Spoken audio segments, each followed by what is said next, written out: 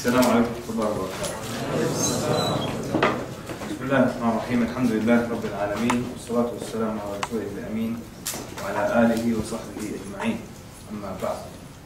First of all, that's not my email address, so those of you who jotted it down, cross it out, please. If you do get a response, it wasn't me. But let me find out first, how many people have heard the workshop already? How to give Shahada in 10 minutes. Everybody, yeah? I can't see the hand. 3, 4, 5, 6. Okay, that's not too bad. About 13 people in the room. That's good.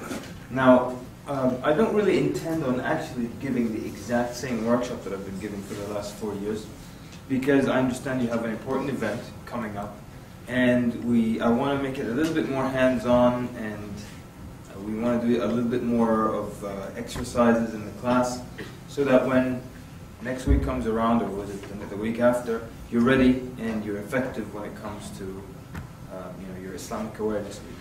Who in the audience will be from amongst the du'at that will stand at the da'wah tables at various times? Okay, great. Okay. All right.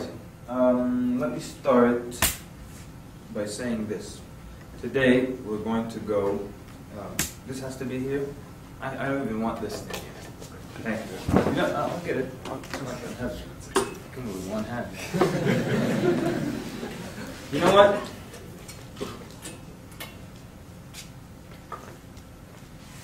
I want us to have a lot of fun today, because da'wah is fun. It's not too serious. There's a lot of room for jokes and a lot of room for opinions. There are many different ways you can do it. So I want everyone to relax, and we're going to have to be with each other for the next 2 days, inshallah. So let's enjoy this very much, inshallah. Now, what was I about to start before? I was about to say something. Yeah, a couple of things. First of all, there are no hard and fast rules in da'wah. There isn't just one way to do anything, and there is no magic wand. And I have to say that because a lot of times people expect the magic wand, and they think I have a number of magic wands. So those of you who like to pull me aside during the break, and you want an inside tip, and I might just say, look, I don't give this to everybody, but here's a magic wand for you. There are none, okay?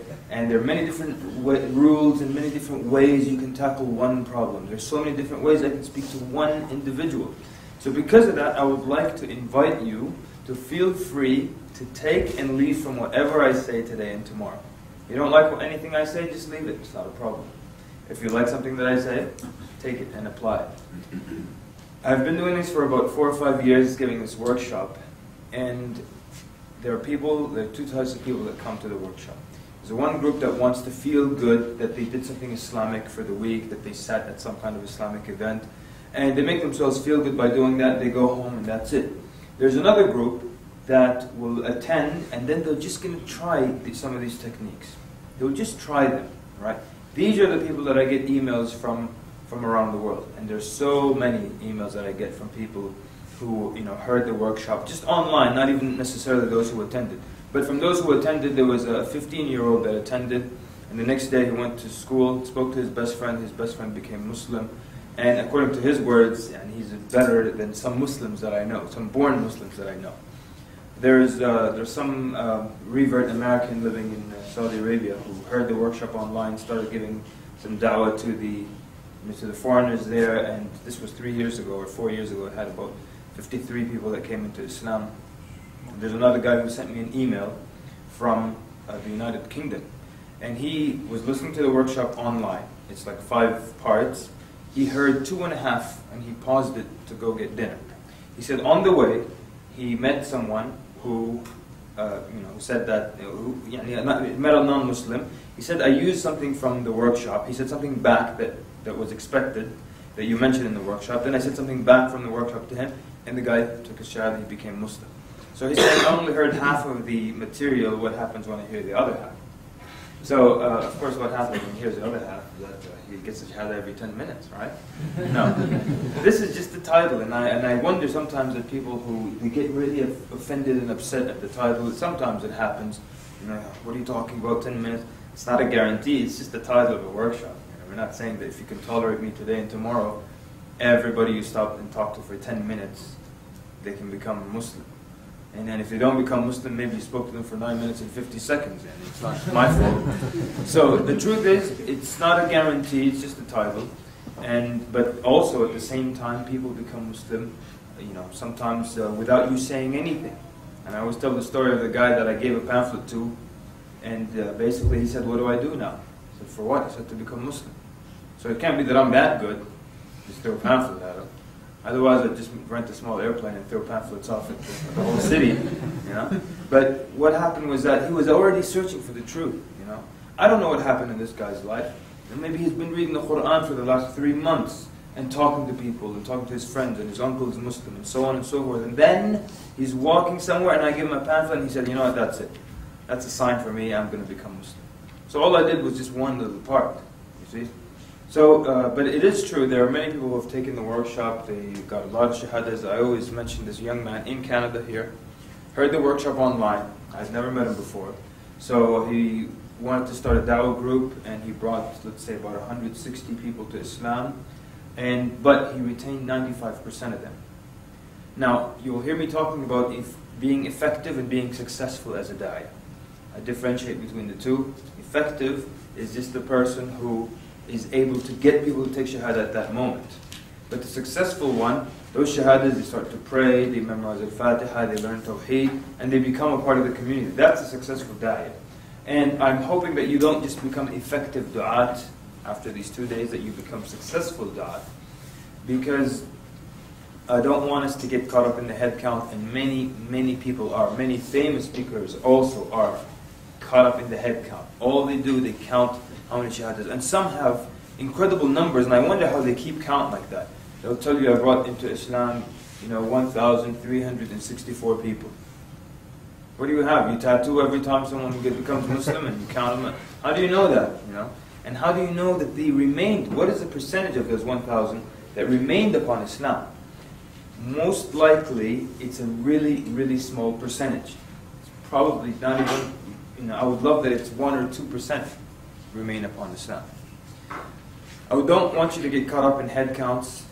After Muslim Awareness Week, everyone's trying to boast how many shahadas they got. I got 4. Oh, that's it. 6. So that's not what we want. But it's happened, Allah, it's happened so many times. So many people caught up in this head count. Did I tell you what, maybe some of you heard, maybe the worst, and the most low quality shahada I've ever seen? This guy, probably some homeless guy in Washington, D.C., asked one of the du'at, this young man, "Do you have $1?" So the guy said, "Sure. Do you know anything about Islam?" Do you already see the equation that's happening now? You see it? That, I have to bear and withstand your talk about Islam. I get $1 in the end. That's it. That's the equation already. So he starts to tell him about Islam. The guy's not paying attention. He's looking all over the place. He's just not paying attention. And as a da'i, you stop him and make sure, are you paying attention? Are you with me? And you pause, you check. Don't just keep talking. Don't just spill something that you've memorized, the script that you've memorized. And so this person in the end, he says, "So you ready to become Muslim?" He says, yeah. He just wants $1. That's all he wants. He says, "Okay, say after me. Ashhadu." The guy says the shahada. Then he wants to hug him and everything. He says, okay, yeah, you have $1. He says, "Yeah, here's $1. Thanks." He walks away. "Wait a minute. Quran." He just grabbed it. "Wait a minute. Your phone number." "I don't have a phone number." He walks off. The brother just wanted to get that shahada. The guy wasn't listening. He wasn't paying attention. He clearly wanted his $1. But the da'iyah wanted the head count. So at the end of the day, 2 shahadas? 2. That's it. 3. So, and I'll spare you all the other examples. Okay. Anyways, so you don't have to believe everything that I tell you today or tomorrow, but I would like the test between me and you is that you go out and you try these techniques. And you might try one technique on one person, it won't work. So that guy ripped us off. It's not a magic wand, remember? You try another technique, or you try the same technique on a different person, and it might work in the end. So there are no guarantees here. What else do I want to say before we begin? Where do I point at? But just anywhere. Anywhere. Wow. Okay, very good, very good. What else do I usually start with? Make sure I get all the points here. Yeah, I remember now. Feel free to disagree with me. You know, a lot of times people think, well, you know, he came all the way from the States and he's our guest and let's show him some Calgary hospitality or whatever it is. Feel free to disagree anytime. I really welcome it. Most people don't like you to disagree with them, but I would like that. You put your hand up, you say, I disagree with you. And I don't really like you anyways. Just go ahead, it's okay. But if you're going to do that, one of two things. One, you better have some kind of evidence from the Quran or the Sunnah, or some kind of collective years of experience, not just one thing. I'm saying collective. I'm not saying you have to be a da'iyah for 10 years in order to disagree with me. No. What I'm saying is, you know, you might say, well, over the years we have noticed this, or I've spoken to a lot of du'at and they have all said that. Now I'll tell you why I say that. One time I invited people, said, you know, feel free to disagree. This guy kept disagreeing with me on one of the only 2 points that I absolutely insist upon. And in the end, I just asked him, okay, where are you getting this from? He said, I'm guessing. He was just guessing.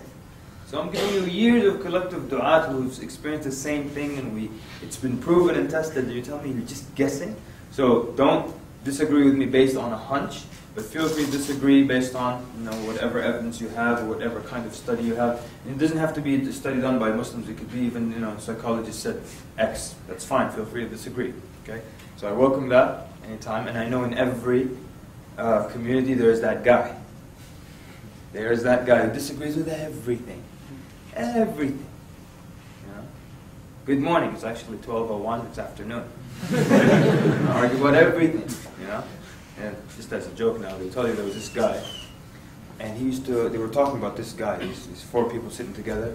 He said, you know, brother so-and-so argues about everything. You cannot sit with him for 10 minutes without him arguing with you. So one of the people at the gathering said, oh yeah, I guarantee you I can go sit with him for half an hour and I'll never argue with him. They said, no way. No matter what you do, no matter what you say, he's going to find a way to argue with you. I bet you I can go and sit with him for half an hour and we can never get into an argument. They said, okay, go ahead and do it. So then he goes to the guy's house. He knocks on the door. Argumentative guy says, who is it? He says, it's me. He said, no, it's not.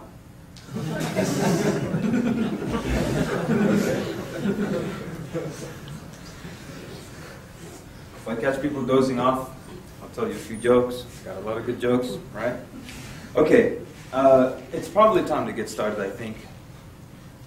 But I just didn't want anyone to get two things. I don't want you to get the wrong idea. I don't want you to think you'll be getting a magic wand. That's number one.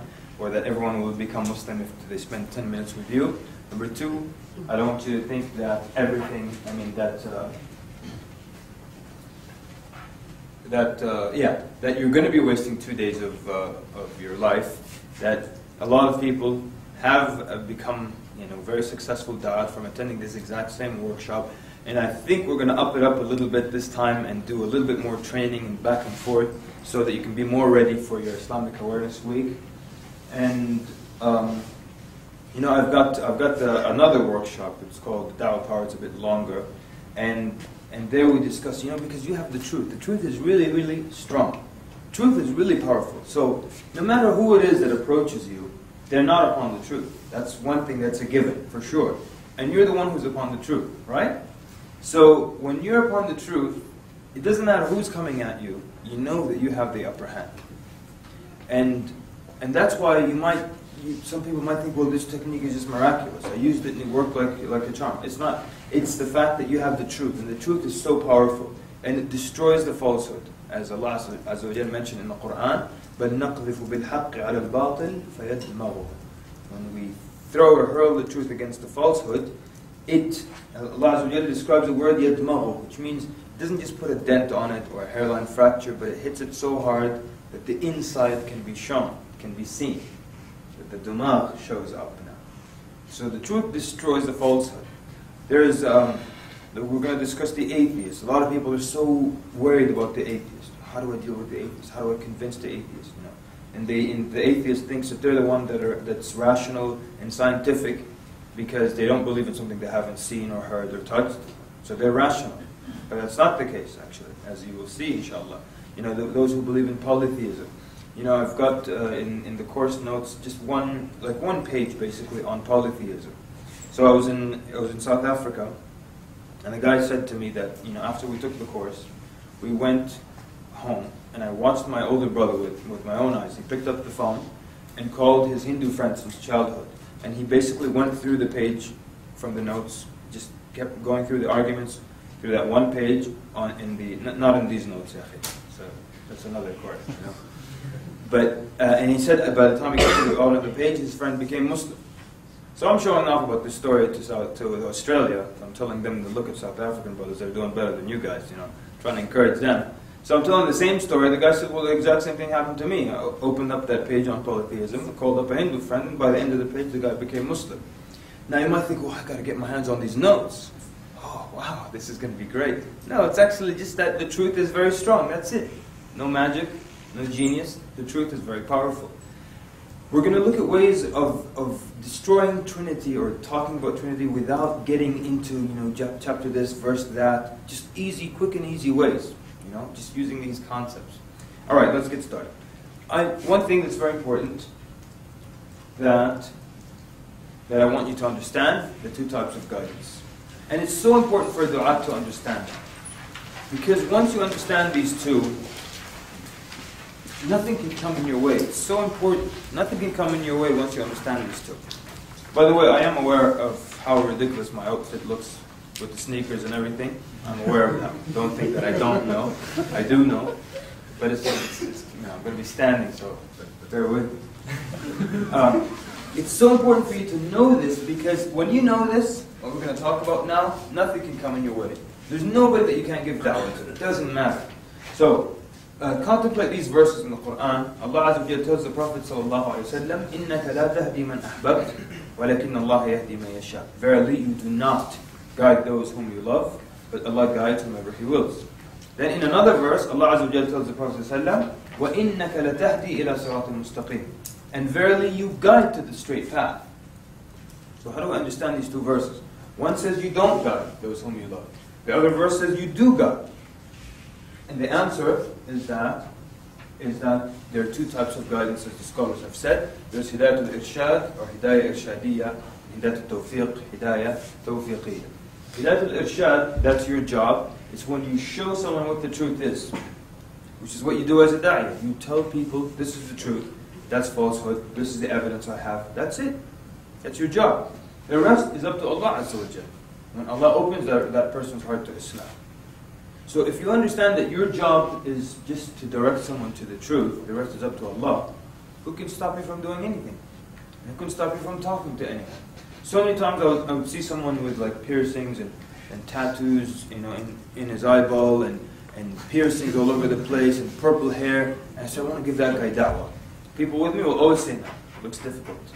All right, let's think about this, people. What's difficult? We have my job, which is to tell them about the truth, or direct them to the truth, and that's easy. And then no one would dare say the second part is difficult. So who can stop you? Who can stop? All you have to do is talk to people. You know, make it as clear as possible, wipe away and clear away as many misconceptions as possible, and then that's it. That's your job. The rest is up to Allah Azza wa Jalla. So I don't care who it is, you can talk to that person. As long as you have a language you can communicate, that's enough. You tell them about Islam, and of course, as a da'i now, you're going to find out what the problem is, find out a little bit about them. All these techniques we're coming to, inshallah, and then the rest is up to Allah Azza wa Jalla. And if it doesn't work, it doesn't work. If it doesn't work, it doesn't work. You can try them again, another time, another date. It's not a problem. Any people here afraid of rejection? Don't like to hear no?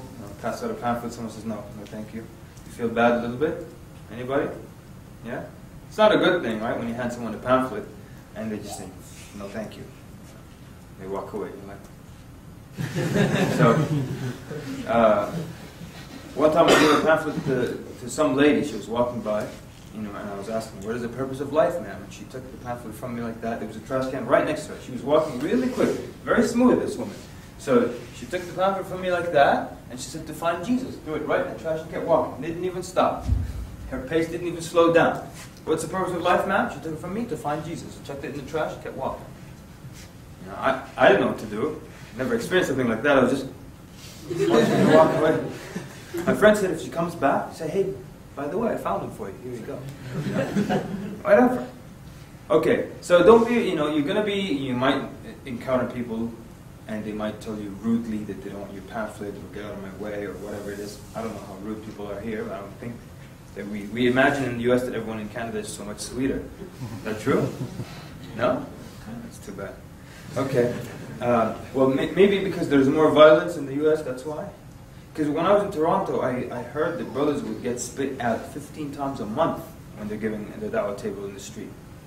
And in 15 years, I've never heard of a da'wah being spit at in the US. Maybe because we're crazy there. Somebody spits at you, he can expect that he will get shot, stabbed, murdered, put in a plastic bag and frozen over the year. So maybe because we're crazy, people don't do things like that in public. And maybe because people are calm here, maybe they can push it a little, I don't know. But the point is, when someone refuses to accept your pamphlet, you just thank them, tell them to have a nice day, and you keep going. We're coming to that. But I want you to understand this. Your job is just to direct someone to the truth. They become Muslim, alhamdulillah, they don't. That's fine. And you keep moving on. And there are more people to talk to, and you just keep going on and on and on. But, when you want to study something, when you want to do something, you look at what obstacles might come in your path. Some of the obstacles here, I want to move around a bit more. Is that okay with you? Yeah, that's fine. 5 seconds. Which, let me just see. Do you think any of these might apply to you? We're talking about obstacles. What will stop me from going out and giving some da'wah? What will stop me from going out and being an active and effective da'wah? Any of these apply to you, perhaps? Yeah. You don't have to say which one, but yeah? Any of them? Maybe some of you, number 4, you're a bit shy. I feel like I'm a bit too shy, so I can't really go out there, stand in the middle of that, what do you call that room where you have all the action happening? North Korea. The what? North Korea. North Korea? Courtyard, yeah. Courtyard. So I can't just stand there, people are rushing off to class and I'm trying to shove pamphlets in their face. I'm too shy to do that. Maybe that's your problem. Maybe you feel that, well, I don't have enough knowledge to give da'wah. What if the non-Muslim stops me and says, listen, I want to know what the four madhahib say on this fiqh issue. Thinking, IslamQA.com. But, so these are some of the problems. One, a lot of people expect instant results. And I want to tell you this, that when you're calling your classmates, roommates, people, co-workers to Islam, don't expect that they'll become Muslim immediately. There are a number of things. One, they could become Muslim, within a short period of time. It could be a couple of months or what have you. 2, maybe you'll spend a lot of time with them, they never become Muslim. But maybe you clear away so many misconceptions from their mind that they sympathize with Muslims. That's good for Muslims. A lot of non-Muslims understand true Islam. That's good for them. It's good when lawmakers understand true Islam, politicians understand true Islam, and they don't believe everything in the media. That's a good investment. You're not wasting your time. On top of that, you're giving da'wah. The act of giving da'wah, you get reward for it. It's not about how many people become Muslim as a result of your da'wah. Just the fact that you're standing and giving da'wah, you get reward for that. True or false? True. And that's why in many verses that we kind of skipped, where Allah Azza wa Jalla says, وَمَنْ أَحْسَنُ قَوْلًا مِمَّنْ دَعَى إِلَى اللَّهِ وَعَمِلَ صَالِحًا وَقَالَ إِنَّنِي مِنَ الْمُسْلِمِينَ. Who is better in speech than the one who calls to Allah, does the good deed, always the action, always calls, does the good deed, and says, I'm from amongst the Muslims. So, you get the reward just for standing and giving that da'wah. Nuh alayhi salam called his people for 950 years, and few of them believed. You're telling me he didn't get much reward for the 950? Of course he did. So, don't expect instant results. And you may say something to someone now, and they will take it with them, and 3 years later, something will happen in their life, and they'll remember you, and they'll become Muslim. We had one person, again, I'm trying to stress this point, don't expect instant results. We had one person in Virginia, and when they would give him da'wah, he would just argue adamantly. Then later on, after he became Muslim, he told them that when I used to argue with you, I was actually internally convinced with everything you said, but I just couldn't lose the argument. See? So when they're giving him da'wah, what do they see externally? He's not accepting the message, but internally he was. So they could have given up because they were expecting instant results. I always joke and say, people now, they expect to start talking to someone in the street. While they're talking, that person's beard starts to grow and grow and grow, and then he's khalas, already a Muslim. It doesn't happen like that. There's a long process that we have to go through. We have to eat kebabs, biryanis, all these things. You just become Muslim like that. Excuse my biryani jokes, you know. And a lot of people think I like biryani because I joke about it so much. I don't hate it, but I've got issues with it. I'll explain it to you later when we talk about some other things. I have an analogy with your speech and biryani. We'll come to that. If I don't, remind me. You know, not having enough knowledge. You have, if you look, we won't disagree. The more knowledge you have, the more effective you can be, no doubt. I don't think anyone disagrees with that. But at the same time, you only need very basic knowledge of the religion in order to call someone to it. Same situation with Abu Bakr radiallahu anh. When he became Muslim, he brought to Islam 6 out of the 10 given glad tidings of paradise. So, at that time, there were not many ahkam or fiqh issues that were revealed, or even ayat that were revealed, but he took the little of truth that he knew and he brought people to Islam. You can do the same thing. Now, your best friend as a da'iyah, when you don't know the answer, is to say, there you go, that's it. Who said because you're a da'iyah, you have to have infinite knowledge? If you don't know the answer, just say, I don't know. It's the greatest and easiest thing for you, your best friend. I don't know. So next time someone asks you, who's your best friend? Say, I don't know. Well, who do you like? I don't know. You understand? Please, people, get used to it. I don't know. It's good. It's easy. It makes your life easier. And it keeps you humble as well. Don't try to wing it. Okay? Be like George Bush, you know. Try to wing it. You make yourself sound worse, or you get yourself in trouble. Don't. But you know what? I know I'm saying this, but a lot of times young men, they just can't say I don't know. We had a young brother, and if he doesn't know the answer, or someone says, I want to ask the sheikh a question, he says, ask me, let me try it. What is it, an exercise? You're going to try it? Let me try it, like it's a game or something. No. You're going to try it, then you might give a wrong statement, and then that person will take it with them and then act upon it. So get used to saying, I don't know. It's really, really good. You know, one of the things one of the great scholars, and they say that when a young man would come to him, and he would tell him a hadith. The hadith, the sheikh memorized it since he was 6 years old. And he knew the tafsir. And he taught it so many times, multiple times. And he taught it in khutab. They said the sheikh would sit and just humbly say, Subhanallah, like he never heard it before. Subhanallah, Subhanallah, Subhanallah. While the young man is telling him the hadith, it's as if he never heard it before, you know. Now, how do we do it now when someone is telling you a hadith and you know the hadith? It's like when someone wants to tell you a joke. You hear the one about the Muslim walked into an airport. It's like, yeah, I heard that one. Stop him. Someone's trying to tell you a hadith and you know it, you stop him now. One time the Prophet ﷺ was with one of the companions. Yes, that was Mu'adh bin Jabal. This hadith is narrated in Al-Bayhaqi and in Bukhari, and in Muslim there's a narration there as well, but it has so-and-so in the chain, so therefore it's weak. Go ahead. I know what you're talking about. Humble people, humble. I don't know. Fine, no, not a problem. Okay, a lot of people feel they need da'wah, and I'm sure all of us in this room feel, I would like to get some da'wah, I would like to increase my iman to this level, or my knowledge to that level. But the truth is, when you go out and give da'wah, it increases your iman. It was addictive in our school in the good old days. There were so many people who just came down when it was da'wah day. Because they wanted it, and it made them feel good to pass out some pamphlets and talk to people. It made them feel good. So it's not like you wait for your iman to increase before you go out and give da'wah. Your iman increases as you give da'wah. So try that. And at the same time, the scholars say, if you wait for number 2 and 3, you will wait your whole life till you go to your grave. And they say if you ever wake up one day and number 2 and 3 are there 100%, know that you've gone astray. If you ever wake up one day and say, Iman is 100% today, that's good. Knowledge is 100%, I'm ready now. Look out world, here I come. No, look out world, here come your bid'ah, because now you've gone astray.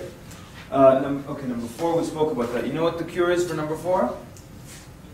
Who knows? What's the cure for number 4? Anybody? What? Yes, someone's shy. What do I do to this guy? What's that thing called? Courtyard? North Courtyard. North Courtyard. It's like when you first go into it. Like a cold swimming pool. It's a very, very nice analogy, sir. I like it. Very clever. So, it's like a cold swimming pool. When you jump in a few seconds, you're okay. That's it. You know what? No matter how many years you've been giving that, you always feel awkward in the beginning. Especially if you stop for a while, you're like, oh man. I have to start standing in front of people, yelling things at them, trying to get them to stop, eye contact, things that, it's not me to do these things. Yeah? But you know what? You call the first guy, you call the second, third, and that's it. You're used to it now. What about another solution for a shy person? How could you help another shy person? How could you help them stand there in the north courtyard and pass out material and not be shy? How can you encourage them? Yes, sir? Take him with you first. Yeah. So that way he watches you and gets more comfortable. Okay, so you're that good? Okay, so try to be with Brother Ridwan on that day. You know? You get your confidence, boost and everything. Be with him. So yeah, go with someone, have a partner with you. You could be two inexperienced people as partners, but they will encourage each other. Or one more experienced person, you go with them, and then you first time, second time, and that's it. It gets better. Number 5, one problem is a lot of people don't know who they're talking to, and they assume, and they just keep going through their script. You tailor your talk based on the individual, all right? Because, what if I told you right now that there's someone out there he or she, there's just a person out there that needs da'wah. Can you prepare your script here and go out and read it to them? Who can do that? Because if you can do that, I'm going to sit down, I want to hear from you, because that's incredible. No one can do that. Because what if you open that door and you go out, and that person was a woman, for example. So and this is a brother now going out, you're expecting to shake hands, my name is so-and-so, what's your name? You go out and it's a woman, suddenly it's a different story, So, what are you going to do? So that means when you go out there, you tailor that talk based on the individual. Tell me, is there a difference between speaking, and I'm going to give you a list of people, tell me, is it different in approaching them, male or female? Different. Rabbi, or priest, or atheist. Very different. Old person or young person. Different. Someone your age. Also different, right? What about the environment where you're standing? What if it's like a busy street, a lot of cars, a lot of buses making noise, and you're trying to talk, you have to yell over that. Does that make a difference? Yeah. What if you're in the library, you have to be quiet? Makes a difference. So your environment affects your talk. The person affects your talk. The weather affects your talk. Does the weather affect your talk? Yes. Yes, it does. If it's summer and the butterflies are out and everything, and you can tell them about the beauty of this religion, therefore you can even use big words. But when it's cold, you're like, so just say La ilaha illallah and let's get this over with. You understand? So everything affects your talk. Everything affects your talk. So because there are so many different scenarios and situations and people and belief systems, the da'i has to be malleable, bendable, flexible, like metal, You have to be malleable, you have to be flexible. You have to adjust to situations. And sometimes you're going down a path and you discover something about the person. You have to change a little bit. One time I was talking to someone in the street, and he had a son with him. And it seemed like it was just like a father and son thing for them. The father wanted his son to be a man. Maybe the kid was 10 or 11 years old. So every time I spoke to the father, because naturally I think he's a decision maker, the father was just mostly concerned about me addressing his son. So every time I'm talking to him, he will say, you are talking to both of us, right? He wanted me to acknowledge his son as a man. So now I've got to talk to this little guy. Okay. So basically, then I look at him and I forget again. He tells us, you are talking to both of us, right? And then I look at the kid again. Now in retrospect, I think I should have just tried to get the kid to take the Shahada. And then when the father tries to jump in, well, he says, he's a grown man, what's your problem? But anyways, you might have to adjust midway. I'm going to spare you some of the stories. But a lot of times, let me tell you why this workshop is usually 6 hours long. It's not 6 hours long because we're learning entirely new techniques. Part of it is that we're unlearning the wrong way of giving da'wah. The wrong way of giving da'wah. We have so many rules about da'wah that just don't make any sense, or they don't have any study or anything to back them up or proof for them. And so many ideas and notions here and there that we need to unlearn all these ways and then also learn a few more new techniques. There's so many things we have sometimes rituals associated with taking the Shahada. And there was one time we were at this conference, and then I made this point, and one of the speakers there, he got up and he said, yeah, actually when I went to the masjid to take my Shahada years ago, So I went in, I told the brothers at the office, Assalamu alaikum, I'd like to become Muslim. So they said, okay sir, please have a seat, because the guy who gives shahadas is not here. Okay? They said, I sat down and I kept waiting for a long time, until this guy who gives shahadas came. Who is this guy who gives shahadas? I mean, I really want to meet this guy. Is he some certified shahada giver, yani? He's got a thing on his board, like, there, I'm certified, yeah. This is my card if you'd like to make sure, it's not expired yet, and say after me. Who is this guy, shahada giver? You know, or no, you have to do it after Jum'ah in front of the people. Who makes up all these rules, you know? So, okay, let's move on then. Now, so we looked at the internal, and by the internal I mean the problems you might have that might stop you from being an effective da'iyah. Now we want to look at problems that you might encounter on the side of the prospect. Now you do know that for these 2 days, when we talk about da'wah, we're talking about da'wah to non-Muslims. Because da'wah includes da'wah to Muslims, but we're specifically talking da'wah to non-Muslims. Everyone aware of that? Because sometimes after I'm done, some guy comes up, you didn't tell us about Muslims.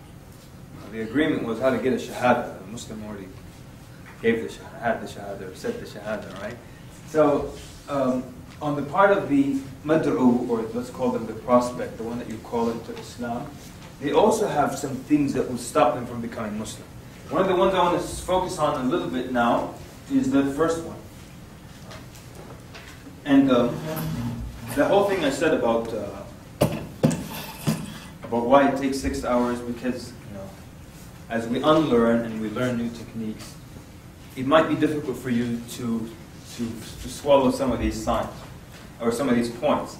And so I have to illustrate that a number of times, using different stories, and just to get the point across.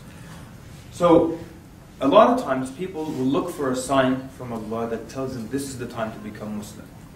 And a lot of times I will ask in the audience, the reverts, to tell us how long it took him to become Muslim, and why did you finally decide to do it? Someone will say something like, well, finally one of my Muslim friends said, why don't you just become Muslim now? There was a guy, he said, I was studying Islam for 3 years, waiting for something, for a day when I should become Muslim.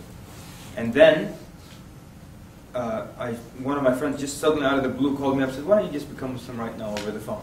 He said, I became Muslim over the phone right then and there. So then I asked him, what would you have done if your friend didn't call you and to ask you for the shahada? He said, I would still be studying Islam until now. Still studying. So, a lot of times people look for a sign. What do I mean by that? In a predominantly Christian society, there's a lot of emphasis on vision, or a clear sign from Allah. And you've probably seen this in their sitcoms, in their cartoons, in their movies. God, give me a sign. Lord, give me some sign. Tell me what to do. And, Paul of Tarsus, he became Christian when he was on the road to Damascus. He saw a vision. Augustine, later on, he's saying, not Augustine, the Emperor Constantine, he saw a vision as well. Even the Mormons, the guy saw a vision. All of these visions and clear signs. But Allah says in the Quran that His signs are subtle.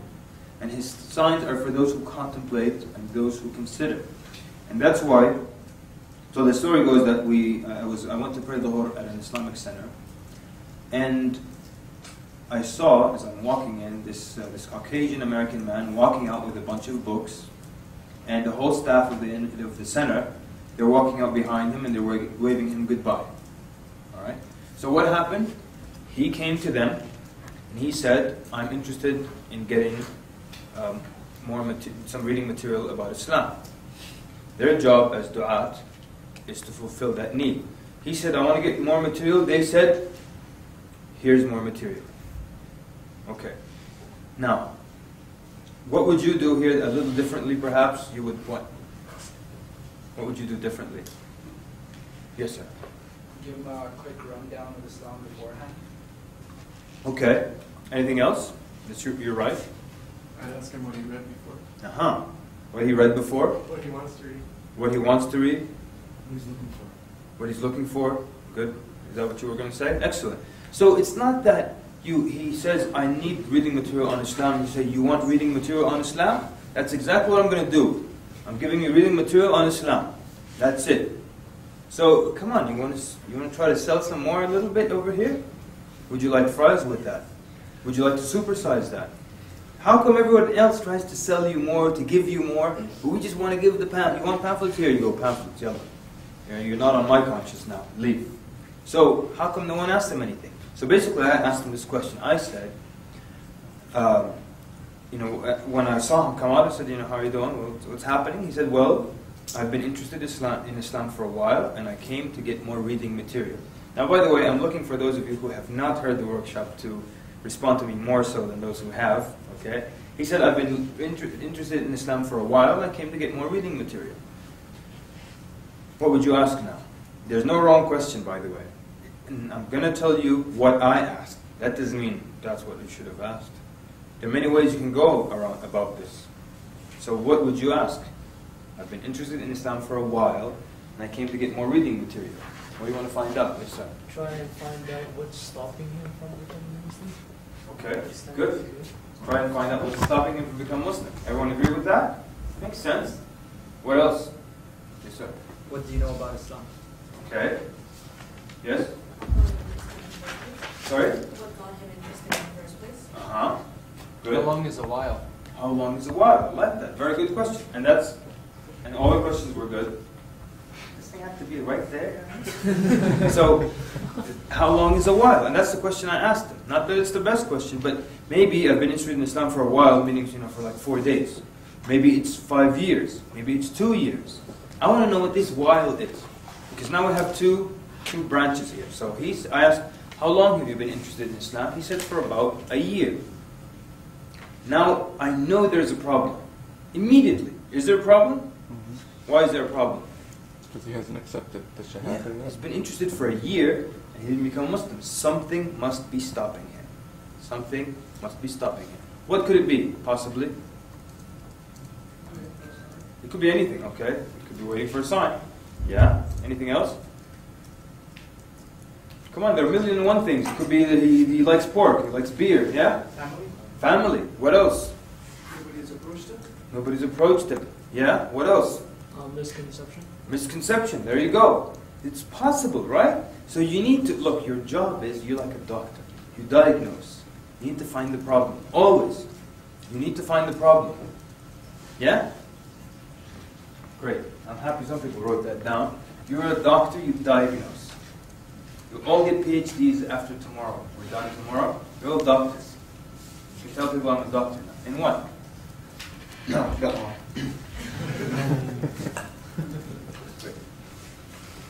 Look. So, look, one more time.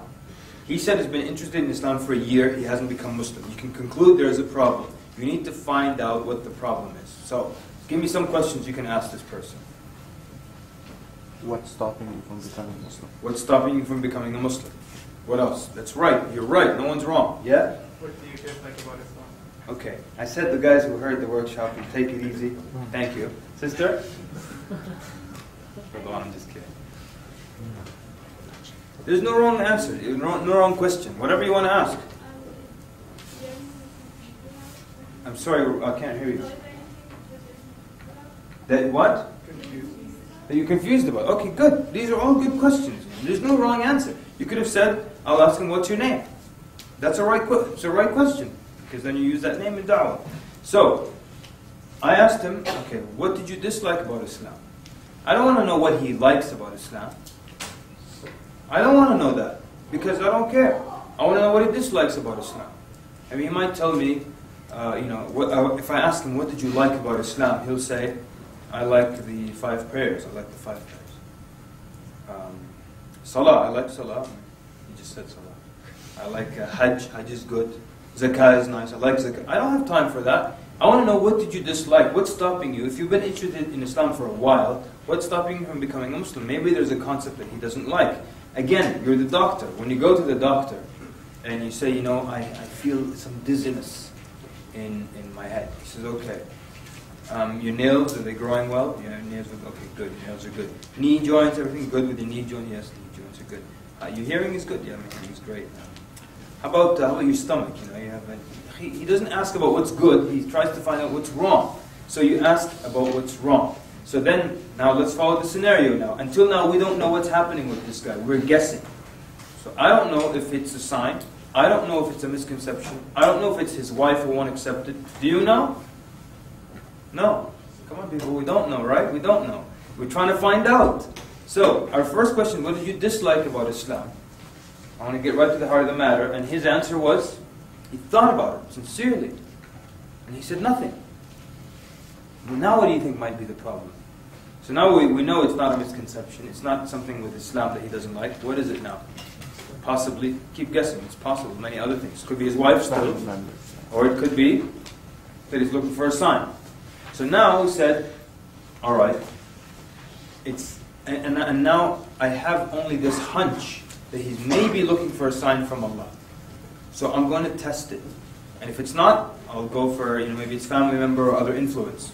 So I said, okay, I think you're actually looking for a sign from Allah subhanahu wa ta'ala. Because, I'm guessing he's of Christian background, and most likely he wants a sign, and many times, people who, before they become Muslim, they keep waiting for that day when they just feel that this is the day to become Muslim.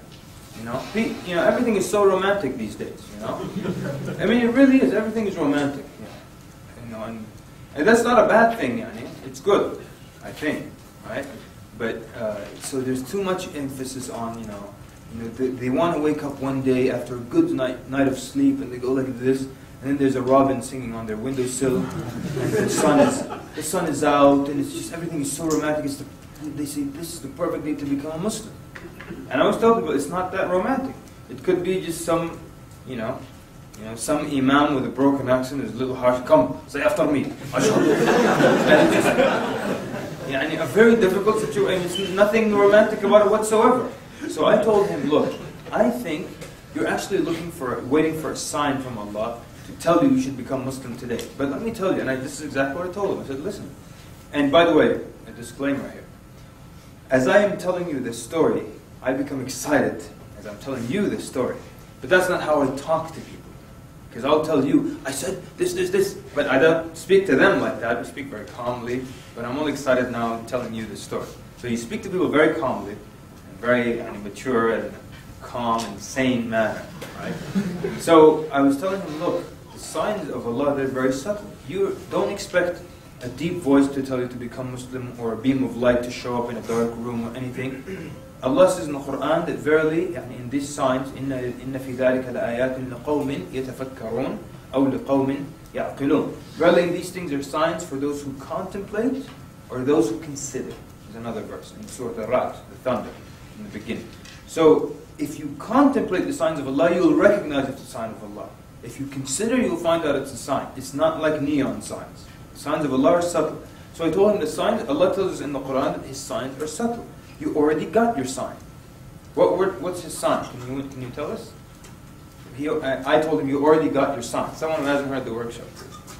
What are His signs? He's already exploring about Islam. That's why he said it at the Muslim. Okay. So he's, the fact that he's in the masjid, he's been reading about Islam. What else? That you're actually speaking to him? Possibly that I'm speaking to him. What else? That there's nothing that he dislikes about Islam. Isn't that a good sign? So I told him, listen, and use those things to convince the person. So I said, look, now, how many people hate Islam? You've been interested in Islam for about a year. How many people believe what they hear about Islam in the media and have so many issues? I asked you, what did you dislike? You can't think of anything. That's your sign. Allah made you, out of millions of people who hate Islam, someone who loves his religion for a full year. You've been interested in it. You can't find anything wrong with it. That's your sign. And there was that simple, people. Not because, miraculously we said a few sentences.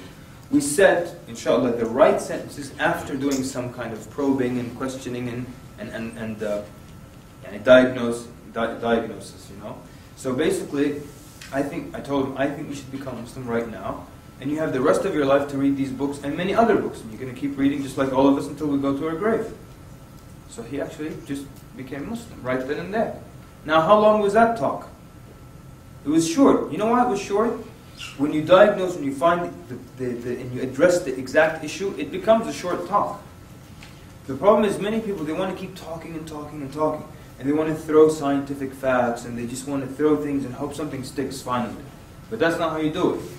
So, shall we move on, or one more example with the sign? One more example. Thank you, sir. Thank you for your enthusiasm. It's a little early, huh? We need some coffee in here. But okay, one more example. This was a big convention in the United States, big bazaar room, and they told me that there was a woman who was interested in becoming Muslim. So I went to her. It was this African American woman, probably in her mid to late 40s. Her name was Adrian, and she was standing in the middle of the bazaar room with thousands and thousands of Muslims. So the minute I get there, I've been told it's a woman, but I don't know what her story is. Does she know anything about Islam, or she knows zero about Islam? Is she atheist, Baptist, or just some other denomination? I don't have a clue. So I need to find out. So I came to her, said, I heard that you're interested in Islam. She said, yeah, I'm quite interested in Islam. I said, how long have you been interested in Islam? Does that make a difference? Makes a big difference. She said 3 years. So now where am I going? Where's your mind going now? 3 years. Now you're thinking, go ahead. What's the problem? And it could be what? It could be many things. Sign, could be misconception, could be family members, this and that.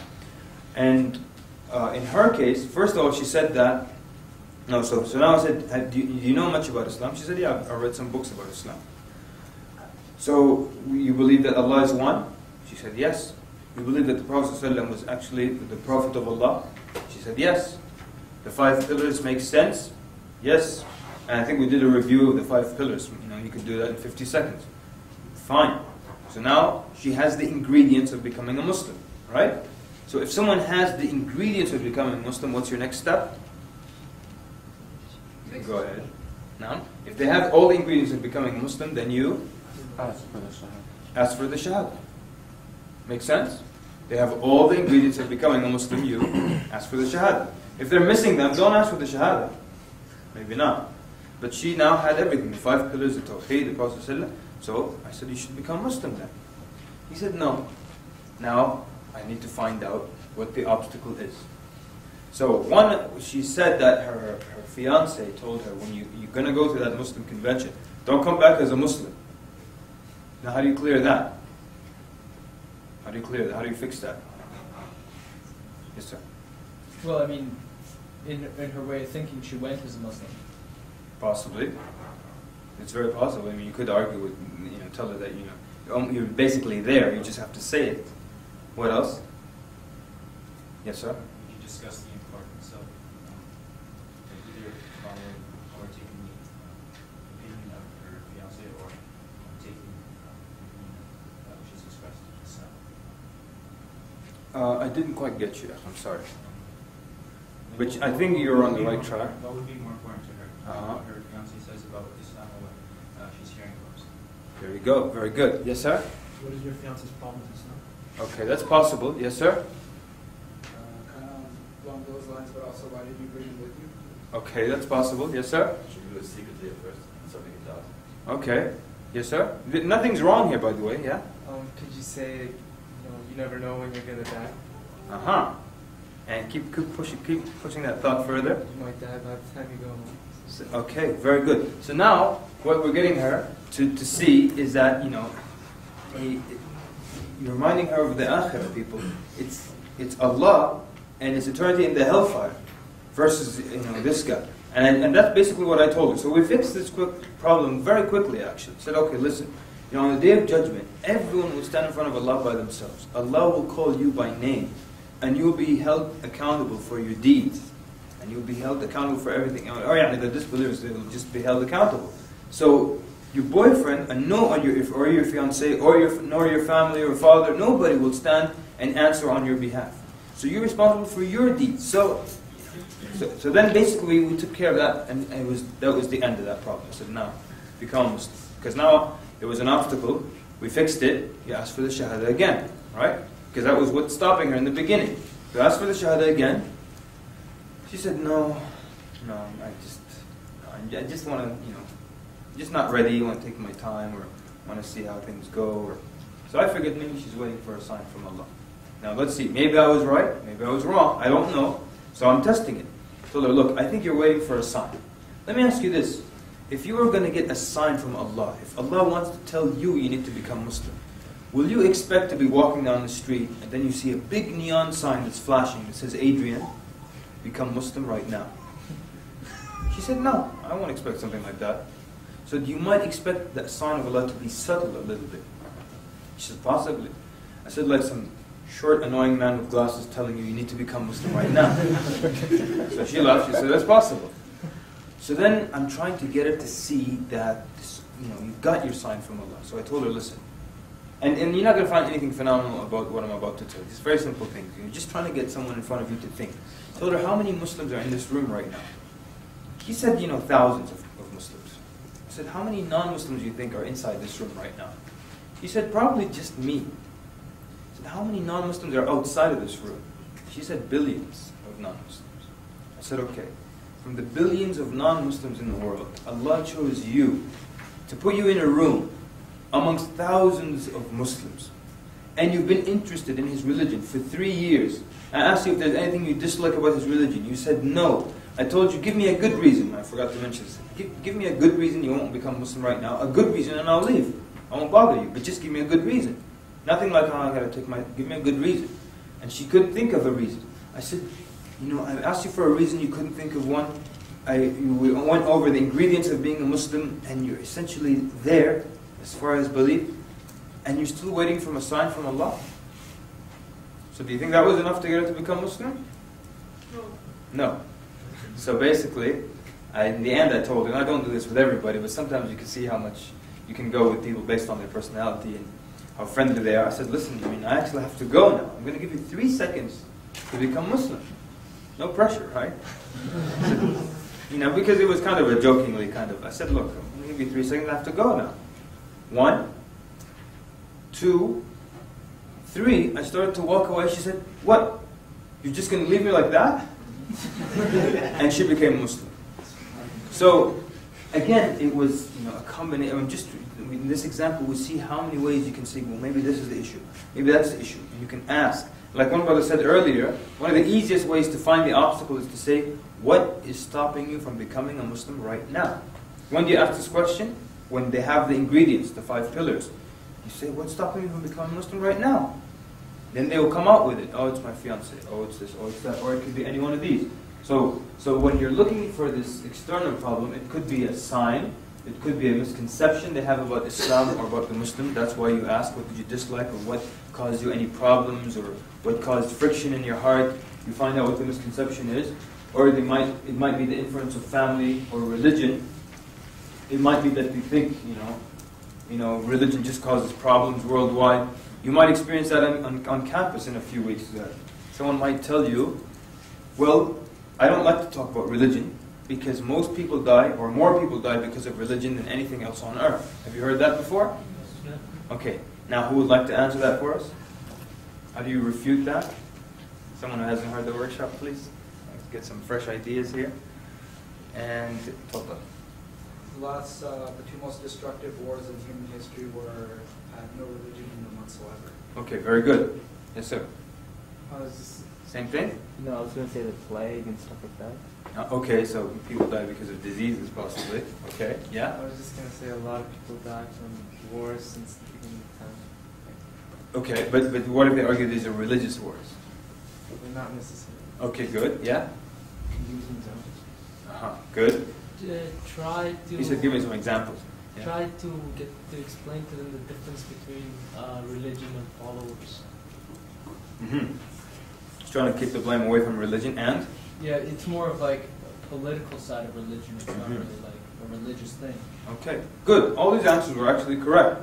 And the truth is, that statement is false. Don't accept that statement. It's false. That more people died because of religion than anything else on earth. That's wrong. It's not true. If you do the math, you'll find more people died because of things related to land, money, conquering people for these purposes, and more so than religion. And when religion is brought into the mix, it's not purely because of scripture, but because of also another factor on top of things. And again, the example I always use is New York City has a lot of Jews living there. It has a lot of Palestinians living there. Why don't Jews come and bulldoze apartment buildings and have Palestinians in them in New York City? And why don't they kill and have altercations in New York City? Because neither religious scripture says you need to kill the other person simply because they're Jewish, or you need to kill the other person simply because they're Muslim. It doesn't say that anywhere in their scripture, does it? But because there's an additional factor when it comes to their dispute there's a land dispute. So you see what I'm saying?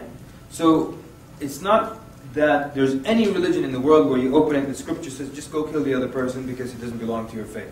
But there's always somewhere and some way that they bring religion in. Just like with the Crusades, from the European side, they brought the religion into it to get people to join armies, And they had, images, Muslims were desecrating Christian sites, and that got people so riled up, and they joined the armies in such huge numbers that they were not equipped to feed them, and a lot of them died of starvation. So a lot of times religion is used also to rile people up and so on and so forth. But was there any war that was purely because of religion or because of scripture that said just kill the other guy, just kill him, just like that? So anyway, so the idea is that it's not true, and don't accept that argument. Anyways, is it time for a break or something? Have we done an hour? It's up to you. I don't want people to get too bored. What time is it? 11:25. 11:25, then lunch is 12:30. What is 1? Okay, then maybe we should take a break. So, if you want a 10-minute break, is that long? Okay, 10-minute break. I'm going to be here. Now, before you go, one second, sorry. Before you go. Now, what's going to happen is, during the break, you'll come to me and say, what do I say to someone who believes in Trinity?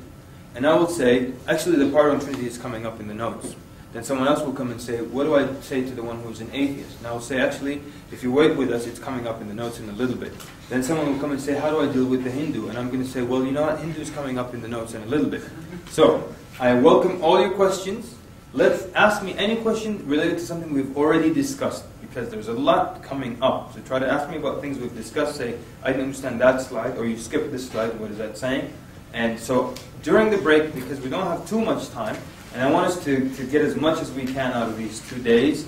So my break is not my break is for you. I'll be sitting here, and maybe next break will be entirely for the sisters, or a portion of lunch will be for sisters so they can ask their questions. So 10 minutes inshallah. Sallallahu alaihi wa sallam.